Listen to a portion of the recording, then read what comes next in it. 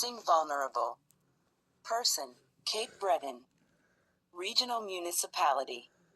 Police are looking for an 87-year-old man with dementia. Even John Jackie Davies was last seen leaving his residence on Mary Street in Glace Bay at noon on December 11th. He is traveling in a white 2017 Ford Escape with Nova Scotia license plate GLT136. Could also be traveling in the new Waterford, Duncan, or Port Moran areas. If you have seen Jackie or his vehicle, please call Cape Breton Police at 902 to 563 5151 X.